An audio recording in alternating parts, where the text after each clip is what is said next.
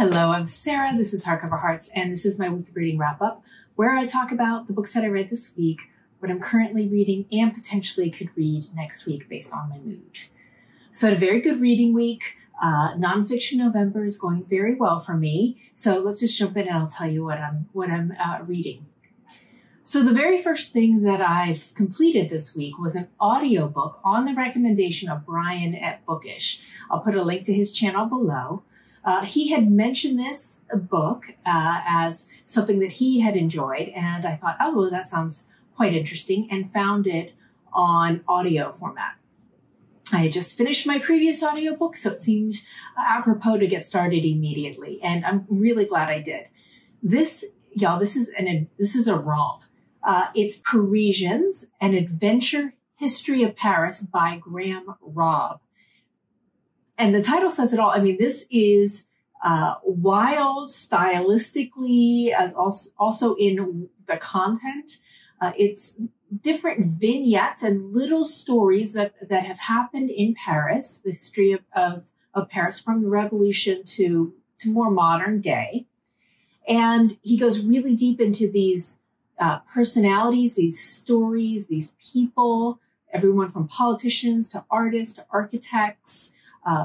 It just really deep dive and look, and it's almost like sitting around and having somebody who knows a ton of people and a ton of things just tell you interesting stories. There's a ton of material.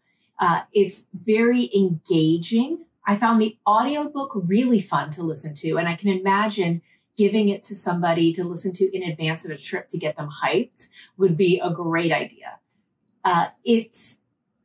I do think, though, that I probably missed a lot of detail and not having like visuals or a map or any of the accoutrements that come within a book, a physical print copy. So I am going to be on the hunt and looking for this book in my used bookstore searchings. But this was just fun, enlightening, educating. There's so many different authors included in here. Proust is included. There's some stuff about Balzac, Émile Zola and his wife. That was a great chapter. There's also a very interesting, creepy, strange story about a trip that Hitler took when they took over France. Paris was one of his jewels. He always wanted to be an artist, and he felt very shunned by Parisian society. And he came and arrived and did this private tour of the city. And the story of that was really well done. The tension, the anxiety, what we know happened versus how it's being described. It was very well done, I thought. Thank you, Brian. Well recommended. So the next book that I read was something I was really excited to break into ever since I read her first book, The Years. I read that in 2019. And so really looking forward to getting into my collection of, right here, of her work. This is the Fitzcarraldo editions of Annie Ernaux's biographies, memoirs, I should say. This is a girl's story, and it was translated by the same woman who translated The Years, Allison L. Strayer. Now, The Years came out in 2019 in translation, and in that, she's talking about growing up and her life, but she sets it within the frame and the context of France itself.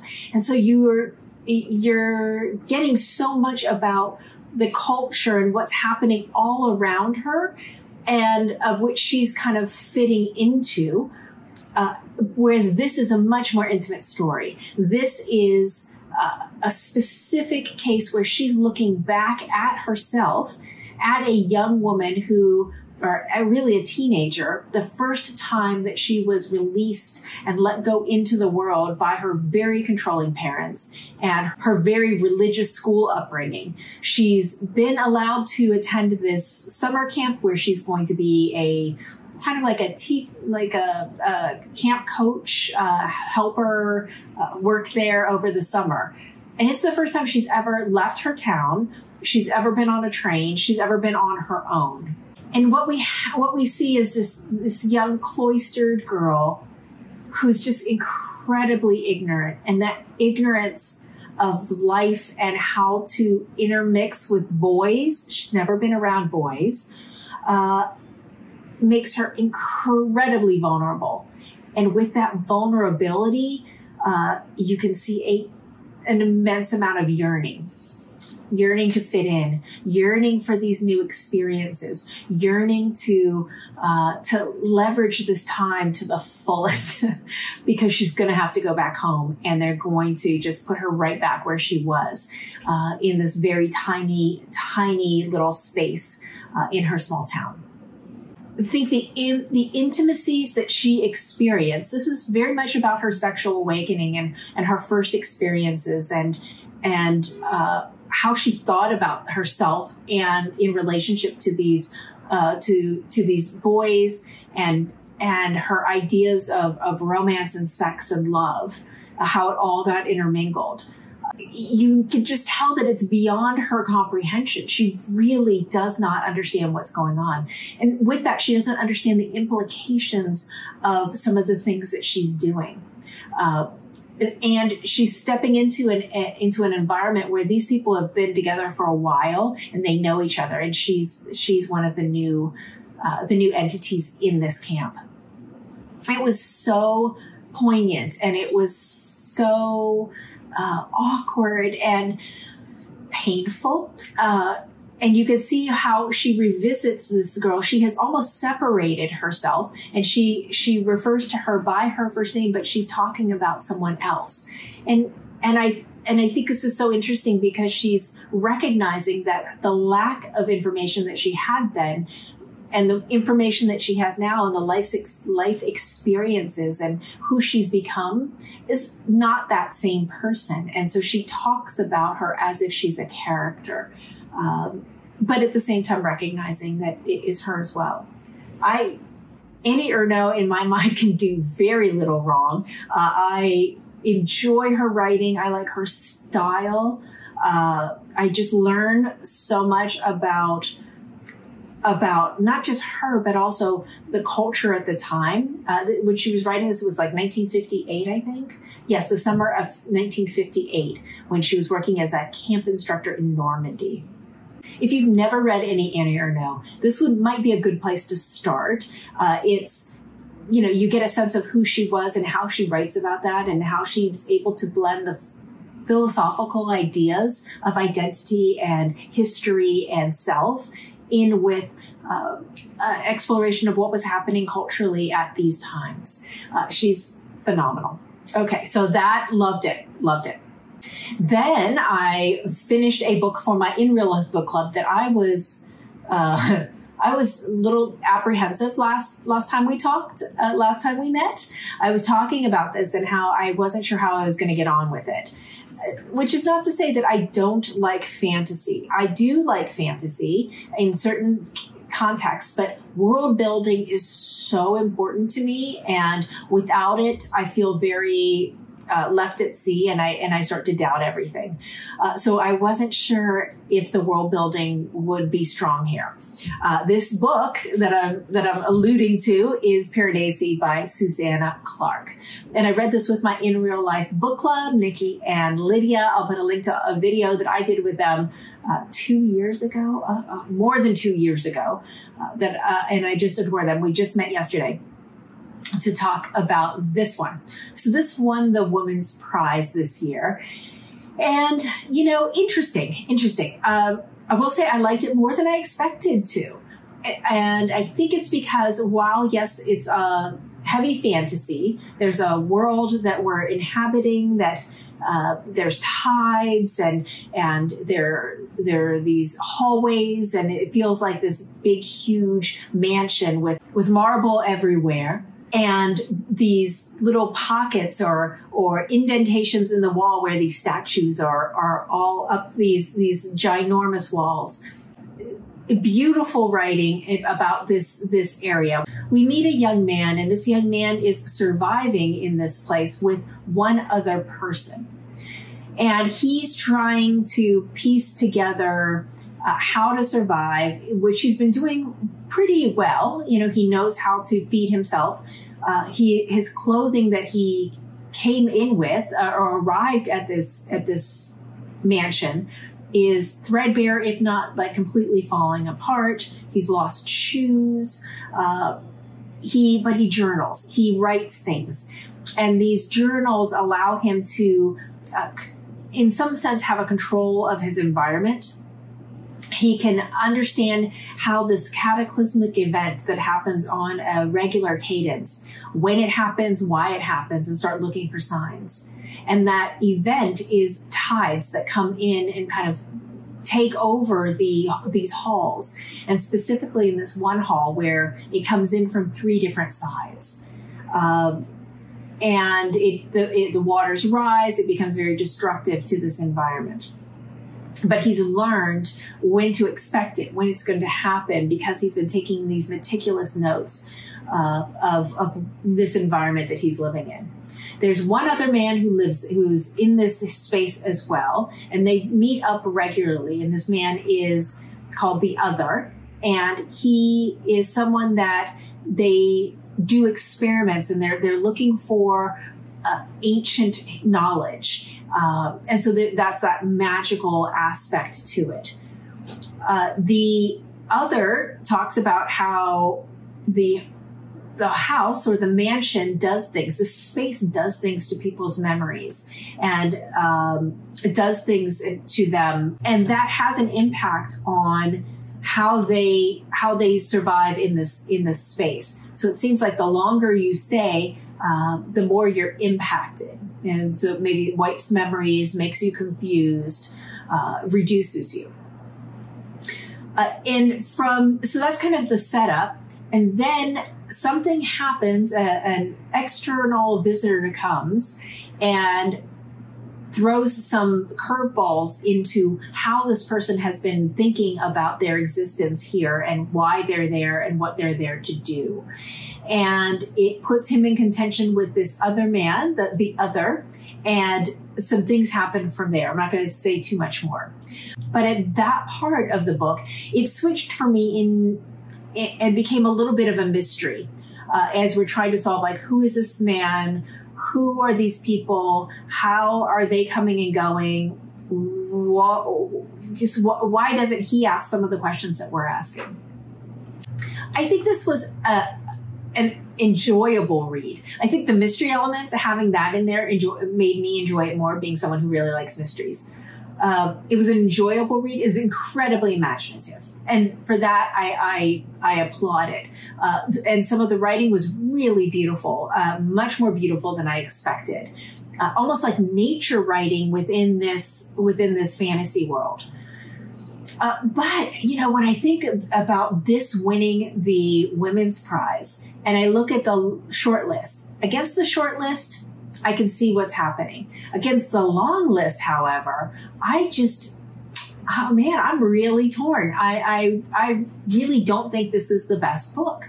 So in the long list, you had things like the chaotic book that still sits with me, Detransition Baby, that I cannot stop thinking about. You have the anger and just rage, the rage of Burnt Sugar, which was incandescent, that book. We had the provocation of Luster, and all the antagonism and the fear and tension that created. And then we also had this smart yearning in Exciting Times. And then also the penultimate of the seasonal quartet from Ali Smith in Summer. And so I stopped and I wanted to reflect a little bit, like, how did this win and how did those other ones not get further in the prize? And, you know, when you think back to what a crazy year it was last year, I think one of the things about this book is it's about memory and being trapped and doing the best you can and piecing things together and finding a way out and being rescued. And I think, man, haven't we all wanted that this past year? And so if you're juxtaposing all of the rage and anger and chaos and provocation of those other books that were in the long list versus, you know, the soothing and the resolution found here, I understand. I still don't think this is the best book of the list, but I get that, whether it's conscious or unconscious bias of the people who made the choice.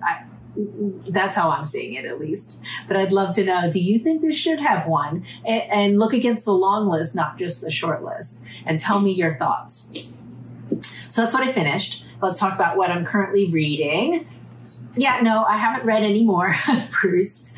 In Search of Lost Time, Volume 4, Sodom and Gomorrah, translated by John Sturrock.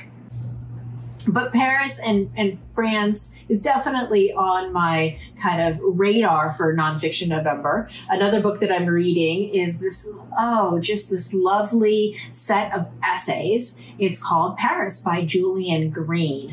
And Julian was born to American parents in Paris in 1900s and spent most of his life in Paris. And so he just has these great stories. And one of the ones I want to read a little bit to you, because I loved this, and I thought it was a really good way of explaining what I love and what I'm looking for in a travel essay. So this essay is called A Secret City. Paris is a city that might well be spoken of in the plural, as the Greeks used to speak of Athens, for their many Parises, and the tourist Paris is only superficially related to the Paris of the Parisians. The foreigner driving through Paris from one museum to another is quite oblivious to the presence of a world he brushes past without seeing. Unless you have wasted time in a city, you cannot pretend to know it well. The soul of a big city is not to be grasped so easily. In order to make contact with it, you have to have been bored. You have to have suffered a bit in those places that contain it. Anyone can get a hold of a guide and tick off all the monuments, but within the very confines of Paris, there is another city as difficult of access as Timbuktu once was. I call it a secret city because foreigners never enter it. And I'm tempted to call it sacred because its sufferings make it dear to us. Parisians know so well and find its existence so natural that they never even dream of talking about it, except for novelists and poets, of course, whose job it is to see it for the first time through completely fresh eyes, things we pay no attention to. Even though they do not always succeed in telling us clearly what they've discovered. They may, for instance, describe everything about a little cafe near the Rue de Bouchy, but it takes the special sensitivity of a Baudelaire or a Proust to give us what is nowadays called its atmosphere and to convey the charm of a certain kind of ugliness and to render the indefinable sense of companionship that flows from the objects characterizing a place. Only the inattentive find ordinary. The plant adorned with a dreadful red bow, the worn leather bench spewing out tufts of black horsehair, the solid white marble tabletop, the oilcloth writing pad, and the pen holder that have served to write so many declarations of love and fine words of parting. And beside them, the pale blue siphon, the ritual accessories of cafe life as portrayed in a painting by Picasso or Doireann. And in a way, that is Paris. So as you can see, charming, beautiful writing, beautiful, quiet, thoughtful about a part of Paris, a place, a little vignette, loving it. And then I'm getting to the next installment in her autobiography series. This is The Prime of Life by Simone de Beauvoir, and this is translated by Peter Greene. Yes. Here's the thing about Simone de Beauvoir is it's very easy to be intimidated by her. She's a philosopher, an existentialist. She chose Sartre as her partner. She is no intellectual slouch. But what she writes about is so accessible. It is right there. It is easy. It's plain speak. It's thoughtful. It's revealing. I'm so amazed at how well she writes. Memoirs of a Dutiful Daughter was just exceptionally written. So I'm really happy to get back into this. Now it's slow going, but you know, it's worth it, I think. So very happy to be hitting this. And then I had another recommendation that has just been fantastic. This was from Robert, who does Barter Hoards, who started the BookTube Prize and maintains it and organizes it. And he reached out and said that he was reading a book that he thought was a Sarah book. So of course I'm intrigued. I was like, ooh, what does he think a Sarah book is? And so I immediately went on Goodreads and I checked the little box that said add to want to read. And then that Twitter app, all of a sudden I got a bunch of notifications that people saw that because I have them connected and were recommending it, including Brian of Bookish. So I thought, well, now I definitely have to see if I can find this. I found it on Hoopla in audio form. This book is called A Ghost in the Throat, and it is by Ghríofa. And it is sublime. It is, I mean, just thank you, Robert, for knowing my taste so well. It's a story of, I mean, it's a passion project, which is one of my favorite topics. What I mean by that is a woman is driven to do something that she's not earning money for, but it is something that she invests time, and it's almost an artistic, intellectual exercise that keeps her spirits going and revives her and feeds her in some very core way.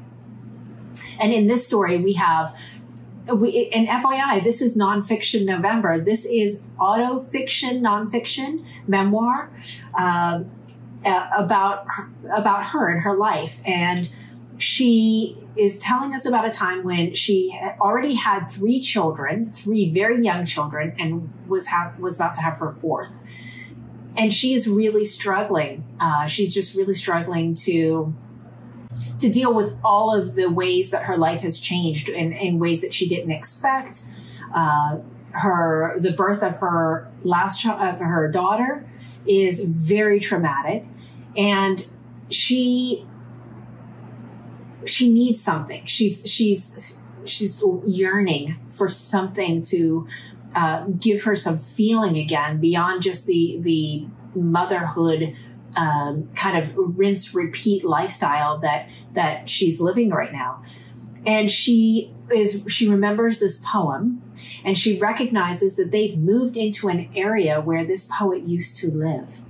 So this poet was writing in the 1700s, and she was an Irish noblewoman, and again, lived in this area. And so all of a sudden, she, in a moment of crisis, in a moment of feeling overwhelmed, she just dives into this project and adds more. But this is something that gives her hope, gives her a place to put her feelings and a place to put all of her thoughts, and some way to connect and to feel again. She goes on this adventure, this project, to recreate and understand better who was this woman who wrote this poem, who lived in this area.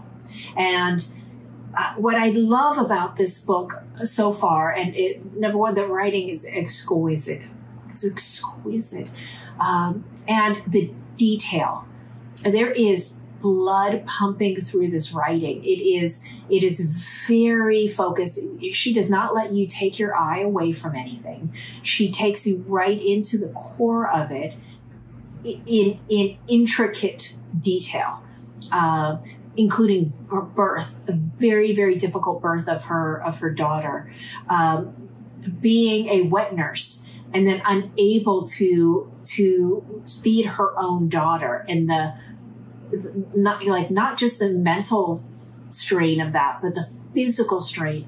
It's all there. And she's able to weave different time, like we're going back and getting her history. We're going even back further in this other woman's history. Really skilled writing, exceptionally beautiful. I'm only about 30% in. This is one audiobook that I'm actually not increasing the pace on. Hearing it slowly as she's talking, as it's unfurling, is just magnificent. It's so good. It's so good.